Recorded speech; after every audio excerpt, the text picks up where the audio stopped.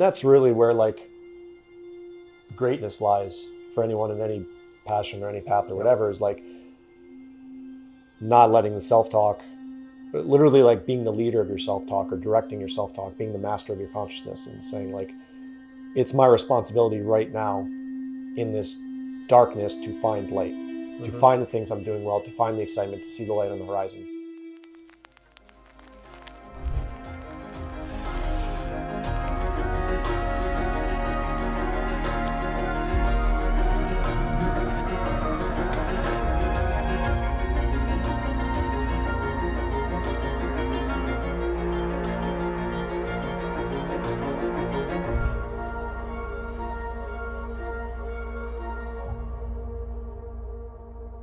Tournaments.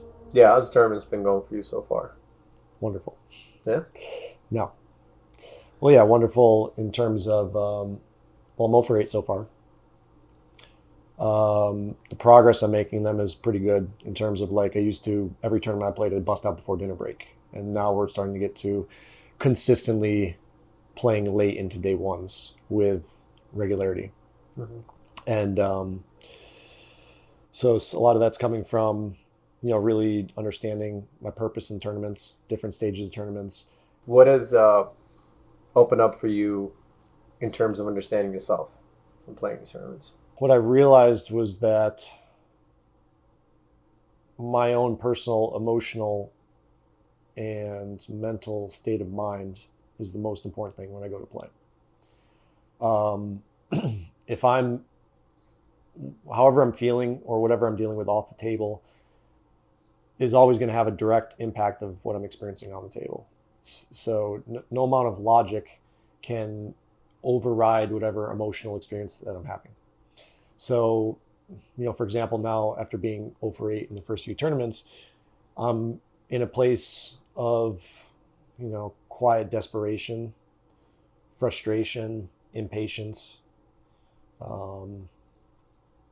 little bit of anger and, like need to make results happen because the tournaments or my results in the tournaments are not validating the work I'm putting in. It's not validating me. So I'm in a place of like, first tournament I start out and it's just like, okay, I'm playing. I'm here to play. I'm here to do my best. Whatever happens, happens. And then now 8 tournaments later, it's like, it's not too bad as it used to be, but it's like, I need to make something happen. I want to make something happen. Like if I don't have a deep run, man, if I make one more mistake, if I don't make a bag here, like if I have to go home and go to bed and wake up tomorrow and do the same routine and don't get a bag, like it's just like crushing. It's like more and more crushing each time. So as that builds up over the course of tournament after tournament, I'm no longer playing from neutrality. Well, that's great that you speak into it, because what I'm hearing is this identification with emotional state. So you're identifying, hey, I'm getting crushed by the results. I'm getting crushed by my mistakes. I'm feeling emotionally down and out from not being able to go deep, to bag, to making the money. And I'm feeling down about myself. I'm feeling not good enough. I'm feeling like something's wrong with me. Like I need to do better and I can't, or right now I'm almost incapable. And so what I'm hearing is that the results, that might be itself just maybe part of the variance or part of poker. As we all know in tournaments, it's challenging to go deep against such a big field in general. But that it's bringing out actually our emotional mental state where we are at the time. And if we're not aware of it, if we ignore it and don't ask the question of like, well, why am I feeling this? Well, where's this coming from? Then what ends up happening is we become the emotional state. So then we show up to the next tournament. Oh, something's bad's going to happen. I got to play perfect. I got to make sure I don't make mistakes. What can I do to prevent mistakes? Like, how am I going to react? I got to make something happen. So all these things that actually already put you on tilt, put you against the grain, where you're not neutral and you're coming in basically without letting just the action dictate what you're going to do. But instead you're coming in with the mindset of, oh, fuck, something's going to go wrong. And I think almost every poker player could relate. And the important part to realize is that that's our reflection. Like literally nothing on the table is happening that's making you feel that way. What's happening on the table is reflecting what you already feel inside. Mm. And that's a huge distinction, because a different player could be going through exact same experience as you and be 0 for 8 and feel like, great, I'm making progress. Look at these things I did. Okay, these things don't work. I'm going to fix that, or I'm going to work on it. But I feel good. I feel physically good. I feel like I'm about to have a huge breakthrough, and I'm feeling amazing. Yeah. Yeah, and it's basically the self-talk, whether it's actual conscious self-talk or the unconscious self-talk, right? So, you know, I have a tendency to silently beat up on myself. So like I won't if I journal it out, you'll see the thoughts that's like, man, I feel so shitty, or like I'm not doing well. How could I keep making mistakes? Like this sucks. Am I ever going to make this work? Am I ever going to be good at tournaments? That sort of thing. Um, but a lot of times I'll suffer silently, so I won't speak those thoughts to anyone, or I won't journal them out, and then they just go in the back.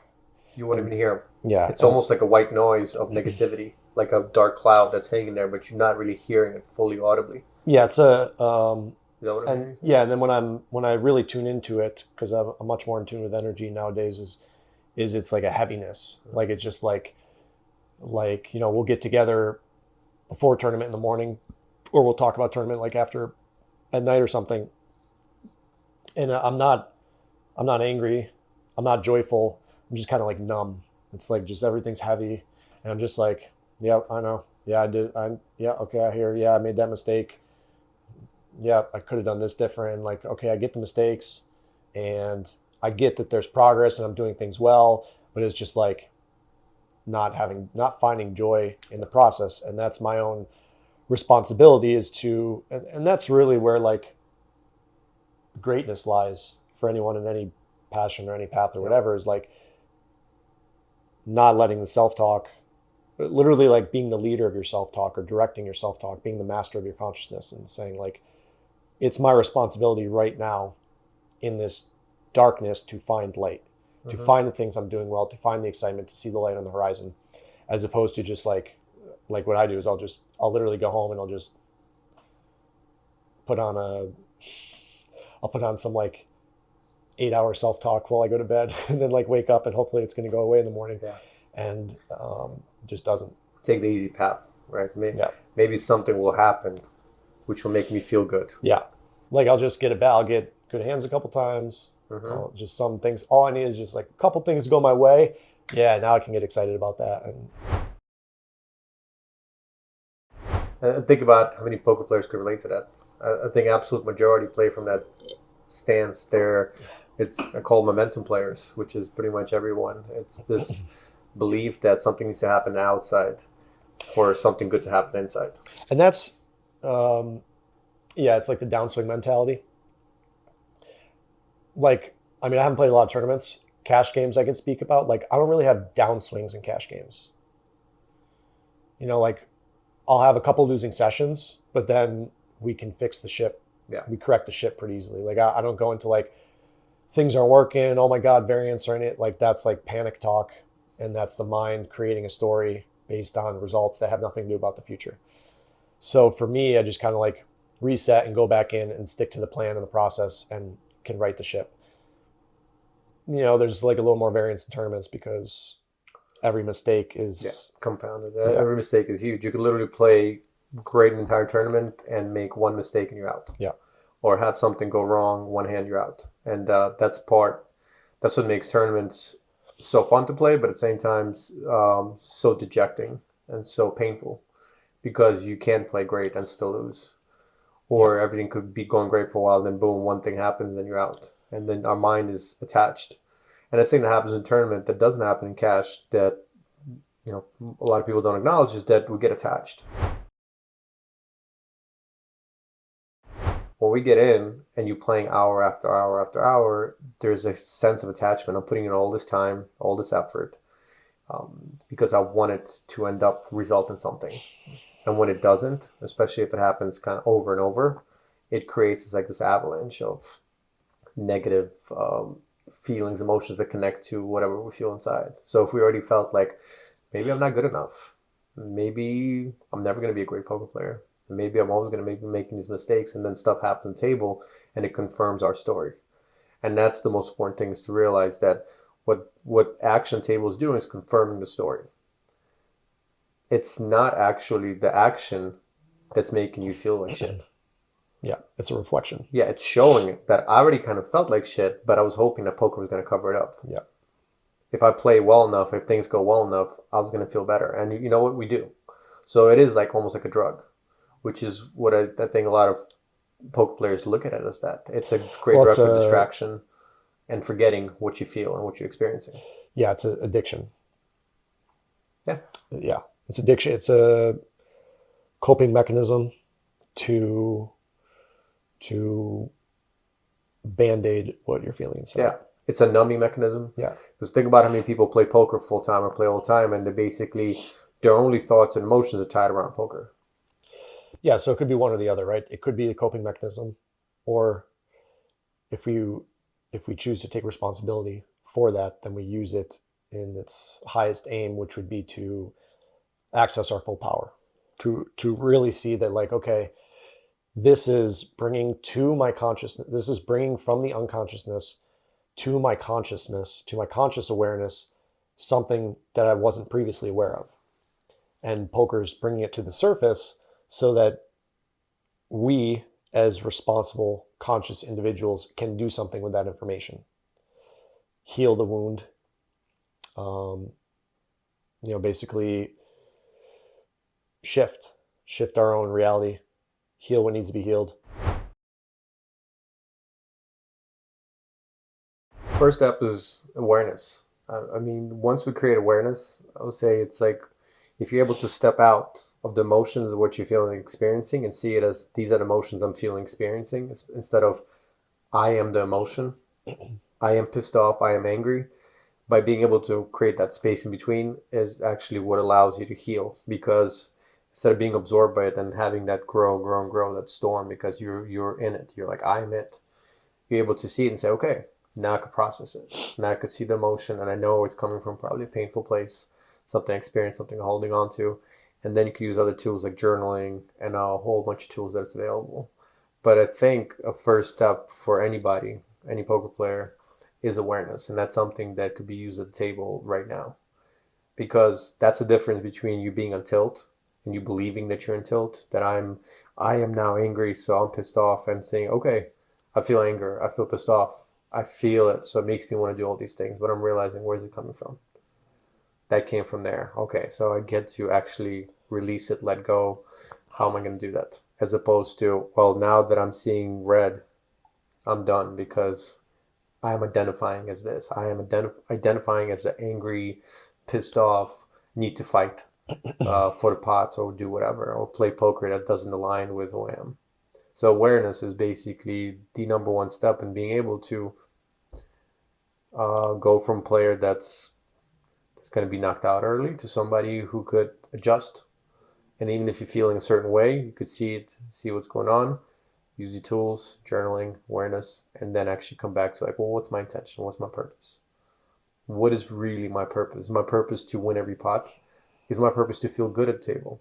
Because if your purpose is to feel good at the table, you're going to fail at that, because that's your job already, like we said, to bring to the table your own joy. So it's a challenging thing, but that's ultimately, as a poker player, we get to realize that if we don't come in and don't restore our own state of well-being, of joy, of gratitude, and actually constantly come back to it, like, that's actually why I'm here, because I'm already bringing that with me. My joy, gratitude for being here, for being able to play this game, is my own. Nothing at the table could change that. And coming from that space will actually allow you to shift, and shift much faster than if you weren't aware of it. Because then you don't need to do things to feel better. Yeah. Which means our poker action is not going to reflect that, hey, I feel like shit, so I need to do something that's going to make me feel like better about myself. When it's like, okay, I might be feeling shitty, but I feel good about myself overall. I'm okay with who I am. So that means I get to experience what I'm feeling. And then come from a place of neutrality. How does this actually, in the poker hand, what is actually needed for me to do right now? Yeah, so speaking of the importance of why it's important to be conscious and aware, really hyper conscious and aware during tournaments. Awareness is so important because like the hot tilt, cold tilt dynamic is really easy. The table can go on hot tilt or cold tilt at times, and then we ourselves can go on hot tilt and cold tilt at times based on a hand that we play or misplay, a hand that goes well, a hand that doesn't go well, or we can just get caught in the energy of the table, which makes us might go on cold tilt or hot tilt. And when we're aware and conscious of that energy, it's easier for us to step outside of it and make conscious decisions and not get swept up with the current of whatever the table's doing. And so the hand I played in the Wynn tournament, the $1,000 $3 million guarantee Wynn tournament, that kind of exemplifies this. Why it's important to, one, be aware of our own state of mind and emotion, and then to also be aware of our opponent's state of mind and emotion, or state of being. So yeah, I got an interaction with this player that's like a reggish player. He's not from Vegas, but he's reggish. Was more reggish at the table, perceived as reg. So first we got an interaction in a hand where he was making a play and the action was on me, and basically I had to go all in. That was the right play. And I just, for whatever reason, I was emotionally charged, or I just like wasn't able to find my clarity in the moment. It just took me like a little extra long to find the right answer, to come to the right conclusion. And he basically was bluffing, and he was like done with the hand. He knew he was done with the hand. He was just waiting for me to act. And because I was taking so long, he called the clock. And it wasn't like a, fuck you, I'm calling the clock on you. It was like a, dude, I'm done, like make your decision kind of thing. But I was like in my own thoughts. So he calls the clock on me, and I take like, I take an extra 30 seconds, and eventually I jam, and he just literally snap folds, whatever. And then he like made a snide remark right as soon as the hand ended, and he was like, dude, you don't have to meditate every hand, just make your decision, or something like that. And I let it go because it didn't affect me in the moment. But that was like a cue to be aware of him and what state of being he's in. So like that interaction was triggering to him. I don't need to put an explanation on why it was triggering to him. It's just noticing that like he didn't like that. That had like a strong reaction within him. And so it lit a fuse. Yeah. So it's like one of those slow burning fuses. It could be fast burning fuse, but eventually it's going to blow up, because at this point he hasn't released the energy of, I'm pissed off or I'm annoyed that this guy did that he put me through it, which is in his mind, whatever the story is. So he's still holding on to it. We might be like, all right, we're done with the hand. In his mind, he's like, this is personal. I don't like that he did that. I'm annoyed about it. I'm pissed off. Now it's more than just poker. Yeah.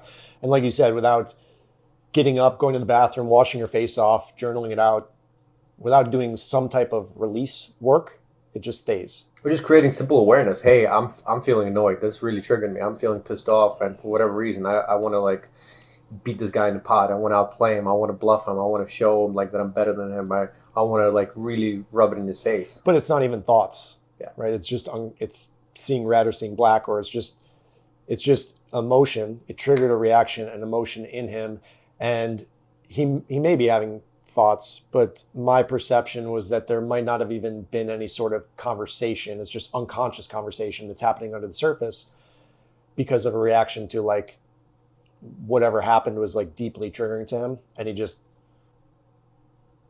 didn't have the awareness, or he chose not to have the awareness in the moment to say like, wow, that was really triggering to me. And without making that conscious note, that conscious awareness, it stays in the unconscious. And here's the thing, neither did we, right? You didn't make that same connection. You saw that it triggered him, but in your mind, it's like, if I'm able to let it go, he's proud, or if I'm able to be okay with it, we didn't think of it any more than that, instead of making mental note. Well, I did the same thing. For me, it triggered me. Old Dave would have said something back to him. What about New Dave? New Dave said something under his breath that nobody could hear except Dave. So we didn't release it. So it's funny, but we didn't. Because it's like, what we did is suppress it. I ignored it, dismissed it. So we dismissed it, but it's still, there was some residue there because we still felt it. And instead of saying, oh, I feel a little charge there, we just kind of like, okay, mouth it, but it's still something was left over there Yeah. because it created a little bit of a fight in us as well. Yeah. So what I would notice in that situation with him, or would I just take note of that player, is like, I would notice the trigger and notice that put that typical player in like a fight state, or that there was some type of energy between us. So I know that he's going to go more toward hot tilt. He's already emotionally vulnerable, emotionally triggered.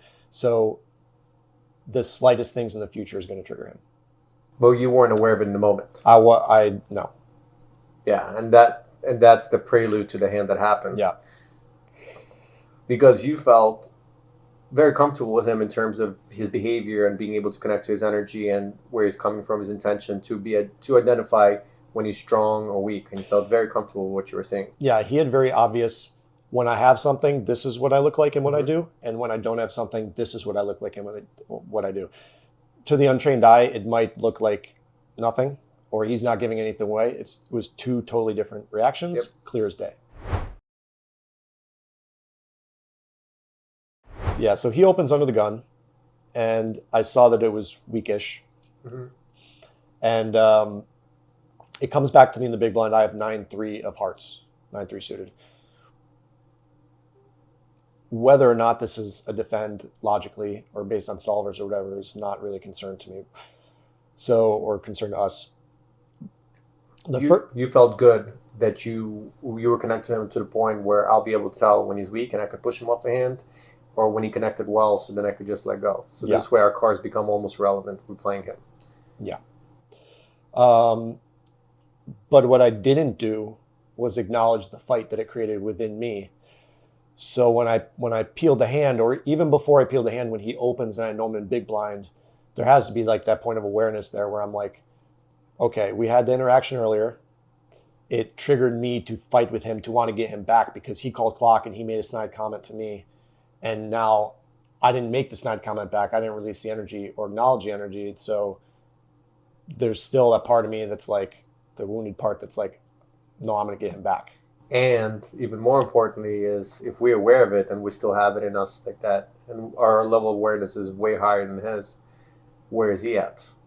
When he's feeling that hot fire underneath of that annoyance and frustration, because he feels like the wounded party, because he's the one who had to sit there forever with the bluff and wait for you to finally shove so you could fold. Yeah. So he's the one who feels offended or attacked. So he's in a state of like, I got to get him back. And we have to know that right now, is this the player that we're going to try to push off hands, even when we know he doesn't have a hand? Yeah, and it goes back to like emotionally what's happening, and there's like feelings of unsafety. Like I'm unsafe for some reason. When we get emotionally triggered, there's like, I'm unsafe. And so typically what we do is defend ourselves. And the defense of ourselves can be, in poker terms, winning a pot, proving ourselves, it's like when you translate the emotional energy into poker action, that's what it looks like. But really it's just like it's energy that needs to be released. And it gets released through poker action. Yeah. And a lot of times it's going to be illogical, especially in terms of poker itself. Yeah. So what happened was, comes back to me, a 9-3 of hearts in the big blind.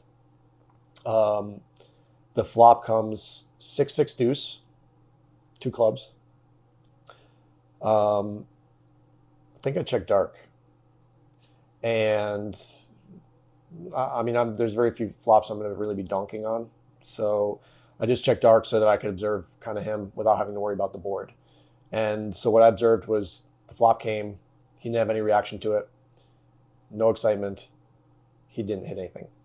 And then, which was confirmed by him pretty much snap checking back. So even if he has a 6, he's going to take some time to think there. I mean, what hands does he snap check back? Quads, maybe. But like I said, if we know based on his reaction that there was zero excitement from the board, that we know it's pretty much mostly air. If he has any pairs that he had pre-flop, he's not going to play it like that. He's going to at least consider c-betting, especially this kind of board is favorable for him. Ace highs should be c-betting here. It's a very easy c-board type of board. Yeah. So him snap checking back if he's trapping like absolute stone nuts like pocket deuces, so like a boat. But once we know energetically that he didn't connect to the board because he didn't have a spike in excitement, then basically it leads to just him maybe taking a street off so he could delay c-bet. But we know at this point that we're not up against the real hand, because anything there of value would be betting the flop, and even hands like ace high would be betting the flop, or king highs. Yeah. So the turn comes a 10, offsuit 10, 10, 6, 6 deuce, 2 clubs on the flop. Same tells on the turn. So I knew at that point that he didn't connect to the turn as well. So at this point, the thought in my head, because I wasn't acknowledging that I was having a propensity to fight in this moment, fight for this pot, was, okay, he missed the flop, he missed the turn. Even if he has ace high, like say check back the flop with ace high, you know, I'm going to bet here like value-ish on the turn and on the river. And if he has nothing, or at least if it looks like he had nothing, if I perceive him to have nothing, which means he probably doesn't even have ace high, because ace high is typically going to think he has the best hand versus on a 6-6 deuce board versus a big blind call. So if he's not giving off the energy of like, I have ace high, I have the best hand, which is not what I was perceiving from him, then a value bet on the turn river is going to work. But again, that was what my panicking mind went to in the moment. This is what I'm going to do, and that will be comfortable for me, instead of staying open to like what's actually going on in this hand, which is that he's triggered, I'm triggered, and we're both having energy between each other. Mm-hmm. So what happened was I dunked the turn small, 2,000, and he quickly raised me to 9,000. And so I'm watching him, and he just doesn't have anything. No excitement. There was no thought. It was just a quick snap raise to 9,000. Yeah. And his raise doesn't make any sense value-wise, because if we know on the flop, based on his energy, he didn't connect to the board. His energy stayed flat. There was no excitement. If he's checking back, let's say hands like ace highs, then on the turn, if he hit a 10, is he just going to snap raise a 10? But then we saw that turn, the reaction was the same as the flop. So basically, there was no connection to the board. It stayed flat flop and a turn. It was just there, just kind of dead and checked out. Yeah. And then all of a sudden, it goes from dead checked out energy to snap check back flop to on a turn we lead, and he quickly raised us. Yeah. Like, what is he actually even saying he has? Like, if he's saying he slow played overpair, well, energetically, he's showing like he didn't, because he was dead energy the whole time. So we know, based on how we connect to the players, that there isn't anything showing us that when that board hit, or even pre-flop, that he had energy to say that, hey, I have a real hand. Yeah. And we trust that. Yeah. Yeah, I knew where I was in the moment. The only thing I wasn't conscious of was that I was having a tendency to fight, and that he was having a tendency to fight. I wasn't. So when he made it 9,000, he had a physiological change in him. Like, his energy went through the roof. Yeah. And that was his fight energy getting activated from our previous interaction. And this guy's betting turn. He doesn't have shit. That's his activation. That's his logical mind explaining his fight signal. Yeah. So it's important to make a notice here. So when we notice his energy going up, he's breathing, his heart rate, pupils dilating, energy going to his face. You could just physically see it. Like, it's unmistakable. We saw it when? We saw it not when a card hit, but we saw it when he faced our bet in reaction to our bet. So the response is, the physiological response of excitement and getting into the fight mode came from our bet, Yeah. which has nothing to do with his hand, Yeah. and has nothing to do with the board. Yeah. And that's an important distinction that in the moment a lot of players don't recognize or acknowledge. That when did he get excited? When did it go up? Did it go on a card or in a thought or idea? Which here it's obvious that our bet induced the physiological response of, fuck you, we're about to fight. Yeah. And so me knowing where I was poker-wise in the hand, So what I did was we had like 60 or 70K or something like that. So of course I click him back. Not of course, I click him back. Why'd you click him back? Because I knew he had nothing. And the real reason is that I was fighting for the pot, but I wanted to make a safe play to fight for the pot. I mean, if I truly trust that he has nothing, then the real play is to jam. Or raise enough where he would feel like there is no Committed, fold equity. Like, yeah. that you committed to the pot, that he can make it fold. But what I did is like, and this works sometimes in cash games, or this works when people or players have given up on the hand. So because his fight was activated, he had nothing, but he wasn't giving up on the hand. He was fighting for the pot. So typically a clickback will work when a player's given up on the hand. But, yeah, that's like his last action. He's like, I'm willing to do this and I'm done. Yeah. But he wasn't. He was triggered. So I click back to 20K and he snap jams for 70K. So at this point, I'll have 9 high. So obviously I have to fold. And then I fold and he shows 7-8 offsuit, which is not really surprising. But I think the lesson here is this is why it's important to, one, acknowledge our own triggers, our own fight, our own state of being, and two, to observe that in other players as well. But we have to observe ours first, because if we don't observe ours, we can't observe it in the other players. Yeah, because if we did observe it ourselves, we would have been able to clear out our energy. Like, hey, I felt a little irritation, frustration there, and maybe even feel a little pissed off at him. So I get to let that go, because whatever happened there is neutral. It happened. It was release of energy, and it's done. And now I'm just playing him and seeing him for who he is in the moment. Because if we cleared out our energy, our own annoyance and frustration, then we would have been able to see, like, oh, you know what? He's still holding on to his. He's still angry and irritated us, and that energy is going to come out in poker, which would have helped us realize that this is the kind of player we got to play one of two ways. One, we either have a value hand where we allow him to blow up. We trigger him on purpose. Yeah, and then we just basically let him do the driving and just stack him by calling off or pushing him into blow up. Mm-hmm. Or two, we got to be the one to close out the action. Yeah. Which means we got to take the last play away from him. It can't be in the middle. Because if we're doing between, it's going to happen exactly what happened at hand, where we lose maximum, even though we knew where he was at. But we allowed him to make the last play and allow his desire to fight actually win the hand for him. Yeah. Because we weren't willing and ready to do the next step, which was, hey, I got to trust myself what I'm seeing here. And that means I got to jam here, even though normally I would never do that here, because it doesn't make sense for me to do it as a bluff if he's bluffing. Yeah, and this is where it's important to understand conscious and unconscious intention, right? My conscious intention was, I see he has nothing, I'm going to fight for this pot. And the unconscious intention is, yeah, but we want to play it safe. We're not ready to risk our stack in this moment. And so those two things are competing against one another. And then I make a half play. Like, I'm going to click him back because that's a safe amount for me. That's what my comfort zone is in this moment. And I hope that he will give up. Where his unconscious intention was, I don't give a shit. Yeah. I'm willing to burn down my entire stack to prove a point. Yeah. Which is, so that means he was one step further than us. We were just willing to do it just to play it safe, but try to fight for it. Where his fight was, I'm actually fighting you. Yeah, he was like crazy ex-girlfriend fighting. Yeah, he's like, I'm going to do whatever. Yeah, I'm willing to lose my entire buy-in just to prove a point. I'm going to go to jail. I'm going to key your car. And it's important because it happens to us all the time. We see people do at a table like things that we're like, where did that come from? This guy all of a sudden had this massive blow up.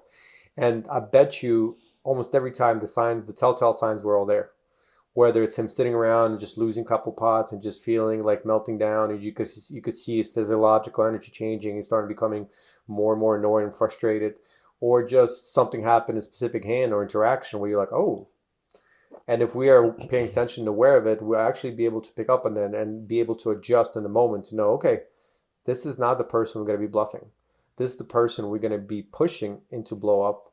Or if we're bluffing, we're going to take it away from him in a way that does not give him any room to do anything back, where he has to give up. Because in that moment, if we jam on him, it doesn't matter how much he wants to tilt off. He's not going to call off with 8 high. He's just not. Yeah. But we have to be in a state of awareness of our own first, like you said, and then awareness of where he's at to be able to consciously respond to what we're seeing instead of unconsciously reacting in the moment. Yeah.